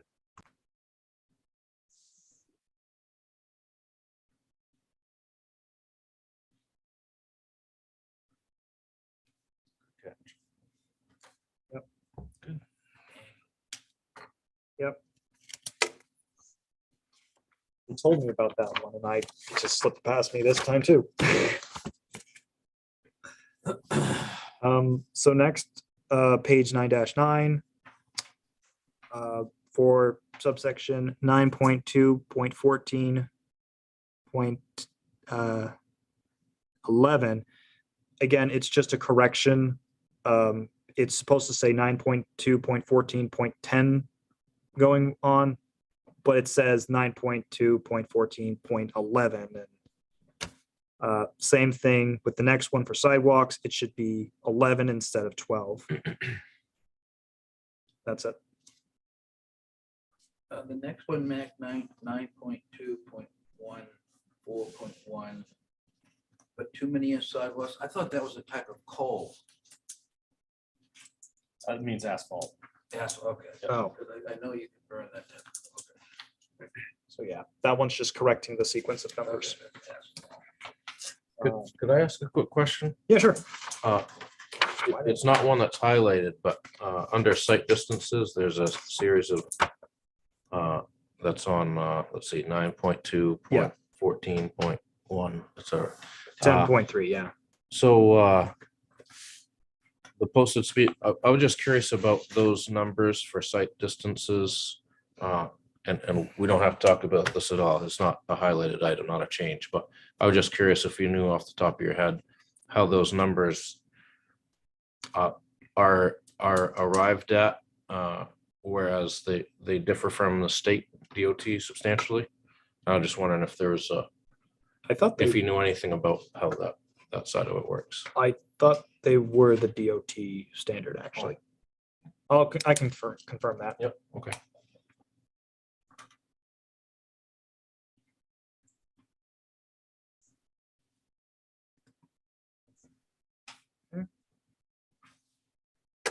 Um, Then for pages 9-14 to 9-16, I just have the minimum required parking. This is something where if the board would like to make a comment or a change, then and it doesn't have to be tonight, especially with the time being almost 10 to 8. We don't have to make any changes. I just wanted to bring it up in case someone believes it's a bit unreasonable for certain use or facility to have as many parking spaces as there are there. It's up to you. It's just something to think on. Johnny? Max, just quick, I just noticed this. After industrial park and library, you don't have laundromat. There is a laundromat in the town, and I was wondering why there's no standard for a laundromat. Well, if it's That's not, forever. yeah.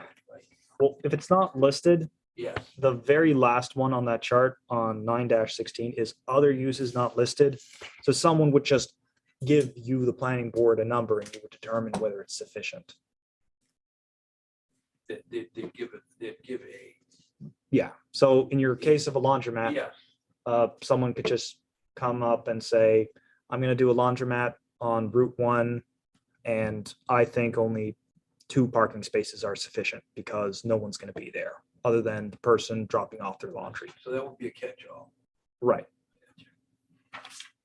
But again, if board members want to just think about it, if there's any changes or different uses they want to add or take away, just feel free to say so, maybe by next meeting, and we can address that. And then getting into Article 10, and I'll try and be quick about this.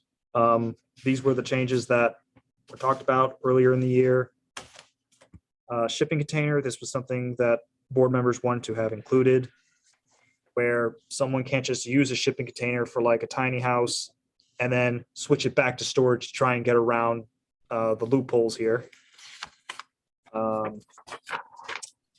Then on page 10-30, section 10.24.5, just inclusion of a tiny home. So a travel trailer shall in no case be used as a manufactured home or tiny home.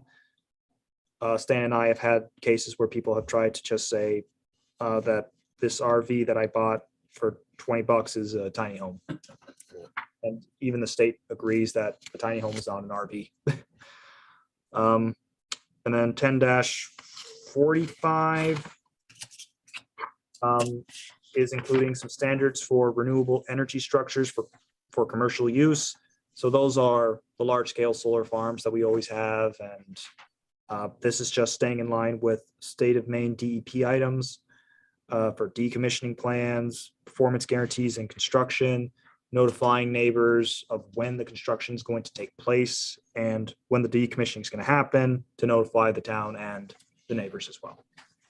At least I think that's what I have written there. Yes. What, where did the value of the performance bond come from in this? I'm a little confused by why, if you have to account for potential inflation in addition to the cost of decommissioning, why you'd have to carry a performance bond for 150% of the value of those items.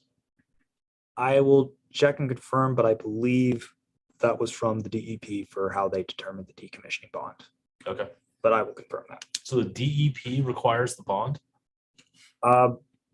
They, for the one on Controversy Lane, they did require the bond for decommissioning. That's why it's taken so long for them to get the building permit, actually, because they've been waiting on DEP. Well, huh. Interesting, okay. Check DEP for decommissioning.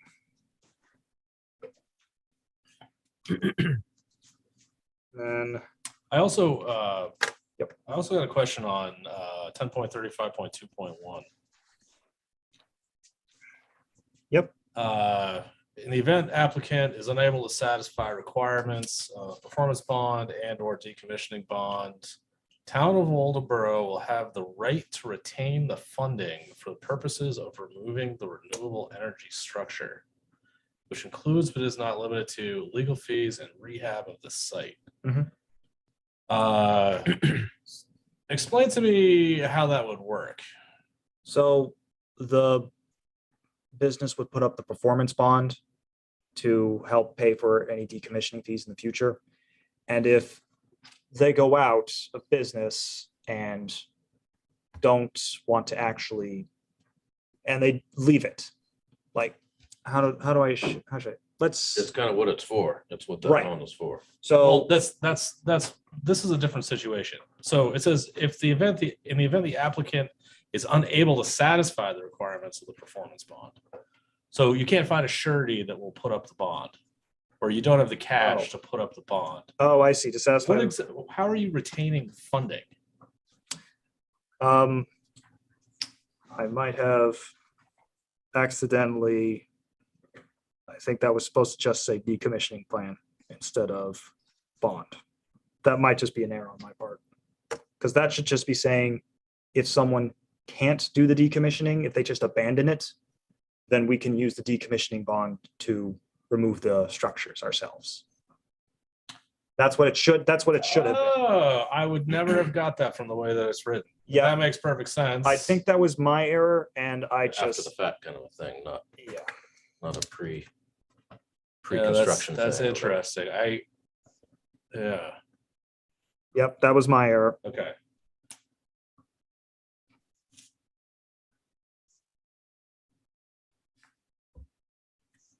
Sorry.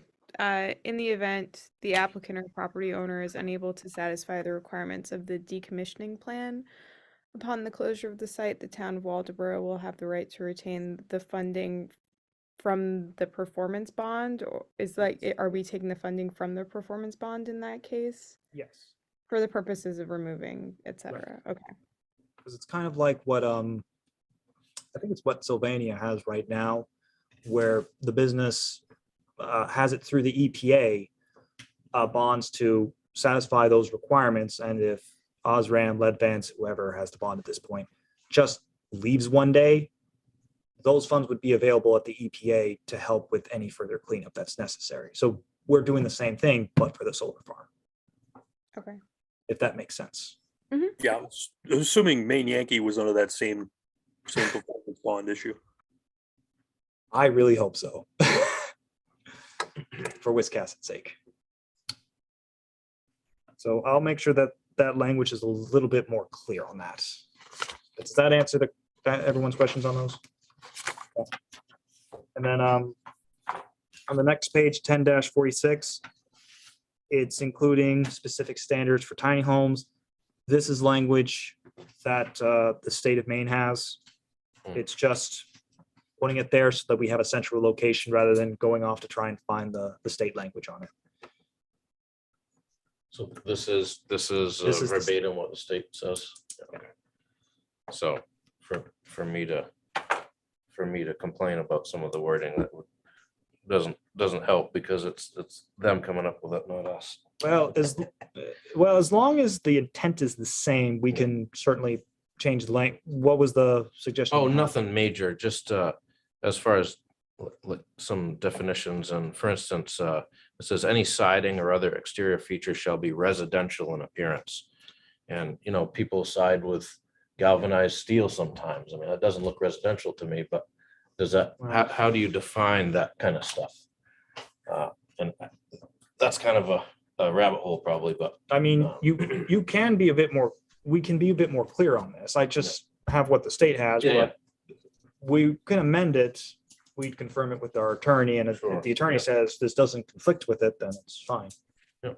and maybe that's just gives the, you know, gives us the leeway to say, does that look residential to you? Well, yes or no. Right. Or kind of.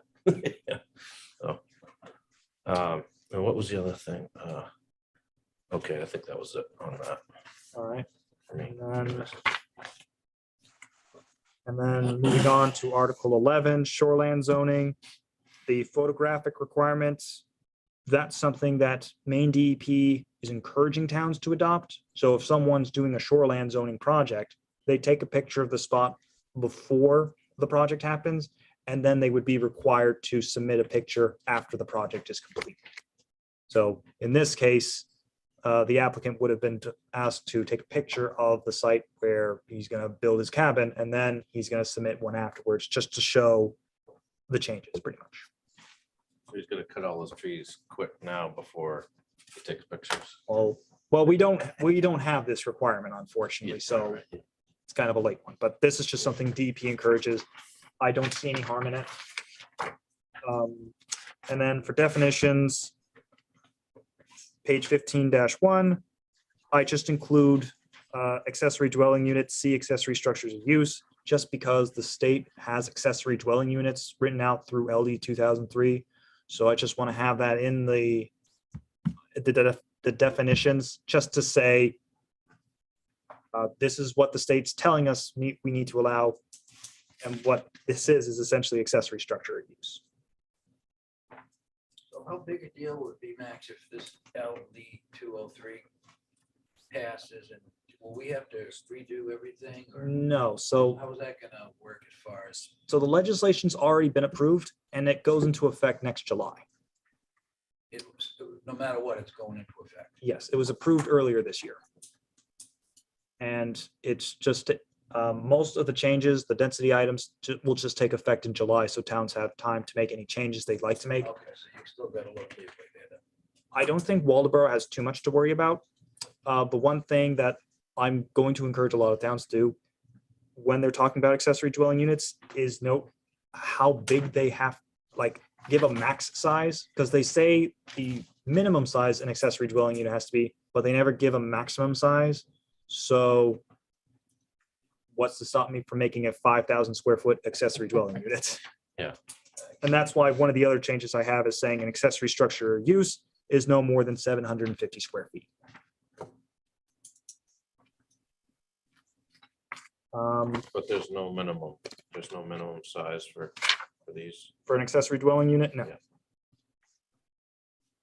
So if you want to have a smaller apartment, fine. 10 square feet. 10 square feet. Tube hotel. Yep, the Tube Hotel. And then page 15-6, it's just putting in the definitions of large and small campgrounds that you can find in the specific standards here in the definitions. So this is just word for word what we have under specific standards. And then page 15-30 is the definition for a tiny home, again, as the state defines it. So you got a 400 square foot size limit. Yep, in Your definition of tiny home, yep. but an accessory dwelling unit, different item, 750 square feet. Well, Yeah. that's something I struggled a little bit with, was defining tiny home versus anything else. And it seems like anything that they're calling tiny home is something on a chassis. Right. In other words, something that could get pulled around like a travel trailer. It's not a travel trailer, but something that is able to be moved and not on a foundation is what I'm getting from it. Yeah. So something that is, not more than whatever it is, 8 feet wide and, something that can go down the road. That might not be how I or some other people might define tiny home, but I think we're out the other side of that, something on a foundation or on posts or something like that is more accessory dwelling unit. But what I'm curious about is if someone has an empty lot and they build a very small house on it. Mhm. I guess we don't have a minimum house size here either, do we? Manufactured homes are 750 square feet, but stick built, I don't believe have any. Yeah, I looked for that. I couldn't, because I remember asking about that and I was surprised to see that. Yeah, I think that was when we initially started talking about Right. changes like Yep. a year or two ago. So you could, assuming that you had proper spacing for code type stuff, then your house could be potentially smaller than 700 square feet or 750, Mhm. assuming your bathroom and stuff was all safety. Right. Code stuff is. Up to code, yeah. Okay.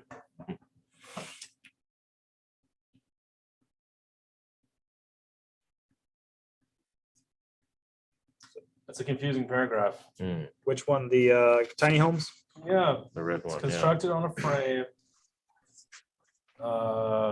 Does not exceed any dimension allowed for operation on a public way, is not a trailer. Is not a recreational vehicle. I don't really understand what they've designed here. All right. I don't know. I think that what they probably mean is like a travel trailer, like a manufactured travel trailer, but they haven't, like they're using the term camp trailer. I think that they need a little more clarity on that. I'll double check the state's language, but I'll also see if any towns have adopted a little more clear language. Because that might be it. We just need a little That's a more little- clear stuff. It's a little strange. Hmm. What is why is there a need for a separate definition? For a tiny home? Oh, because you can have a tiny home as the primary. Yeah, residence. I Got it. think the Would be a state, primary versus an An auxiliary. accessory. Yeah.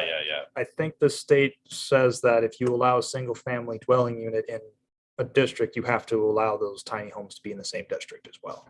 Okay. Oh, I think. I have to confirm that statute. So those are all the changes. There's my. We can discuss them more in a future meetings because I see it's 8 o'clock. Unfortunately, I do have one other quick item I want to ask about. And this is about the seafood place at 1540 Atlantic Highway next to the subway. On the site plan, it notes that there were going to be barrels and the applicant put up what some have called the Jersey berries, the big concrete items. And some people have asked, is he allowed to do that? The applicant noted that people like to drive through his parking lot quite often. And even with the barrels or any other obstructions, people will keep going around him. So he would like to have the Jersey barriers up, but he's fine putting barrels around the barriers if people are fine with that, because he does know that the barrels are on the site plan, but if it's a big concern for the planning board, he's fine putting up the barrels, but if the board doesn't want the barriers there, then he'd like to know as soon as possible so that he can make some adjustments or ask for an amendment. How is this coming up? Did somebody complain about it, or is this just an observation from you and This code enforcement? was asked by some planning board members, and I'm just asking this. I'm not going to say anyone, but this was just raised by some planning board members, and it was raised by some residents. Does he have to do the barriers? Why was he not going to do barrels? And so that's why I guess the question is, are barrels around the barriers fine? Because he's still complying, he's putting up the barrels, or are the barriers a deal breaker? And you are the ones who approved the site plan.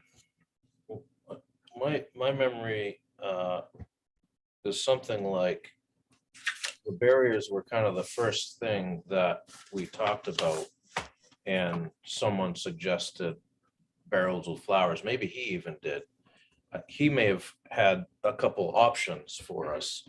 And I don't think anybody really latched on to anything as being a definite, you have to do This or that. this or that. That's my sense of it. I could be wrong, but, and my feeling is that he picked one. And maybe there is language in there that we approved that we expected the barrels. I don't recall the language on that, but There was no condition of approval, but on the site map, it just shows barrels were gonna be along the thing. right. So we had talked about that, either one. So it may be that he was under the impression it could be either. The point being that people weren't going to be driving through, not necessarily a big aesthetic thing, but so I don't have a strong feeling about it either way, but I think some other people do maybe. I was not in attendance at that meeting. However, I have had a chance to actually take a look at the drawing. And the drawing specifically shows circular, what would appear to be barrels or something of that nature in that roadway.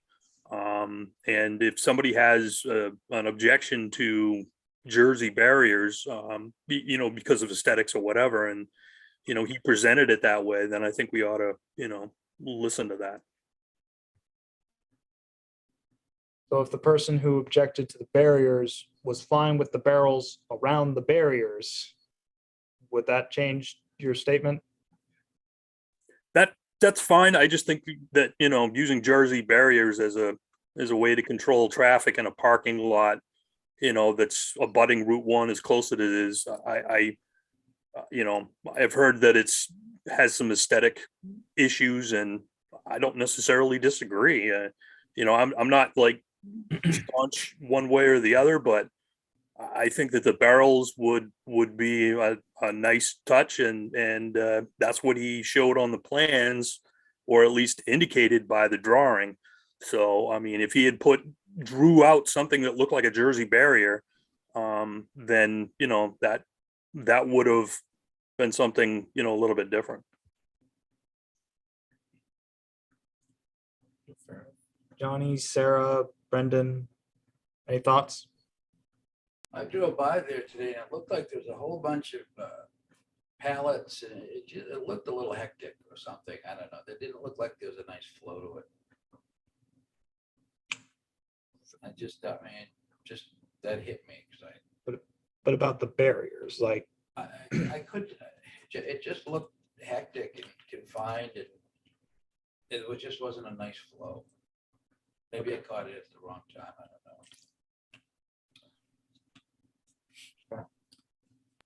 I don't have any additional thoughts. I wasn't a part of that meeting either. I don't know exactly what was intended on that, but I agree with Mark that if you know, there was something specific that was approved, then I'd like to see what was on the plan get implemented. so he's fine putting the barrels on there just around the barriers. He just needs to know, does the planning board not want the barriers there at all? Or would the barrels be fine meshed with the Jersey barriers? I don't know how many barrels were there, but if he's gonna go to the trouble of putting the barrels in, isn't that going to solve his problem of vehicles passing through the area? People have apparently been driving around the barriers as well, which is kind of an interesting thing where you're coming from Depot Street and you're that dedicated, you're going to go through you're going to go around the barriers, like slowly go around the barriers and then shoot right through. Yeah, and are these people his customers, or are they just trying to find a way to turn right onto Route 1 and get into traffic? Yeah, I think that's The latter. what it is, yeah. Okay.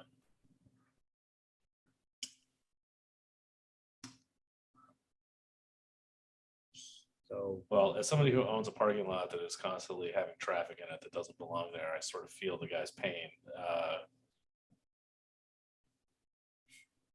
Yeah. I don't know. I kind of want to see what it actually looks like over there.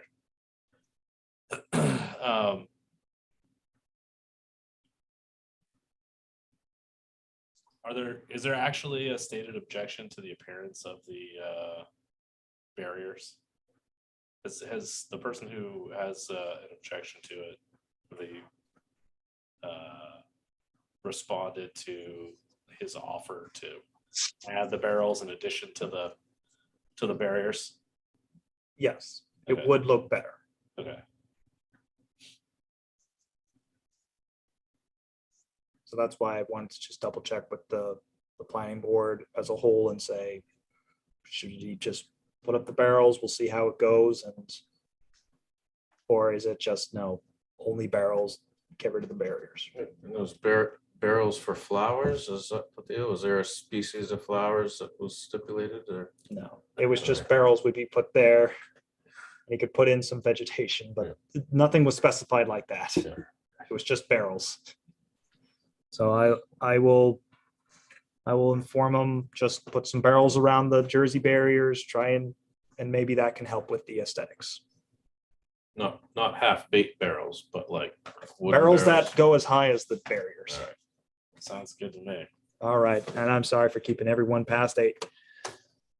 Were there any other items, or I think that's it? I don't have any applications for December unless Mike and Carrie actually present a formal application, but I'll make sure everyone's posted.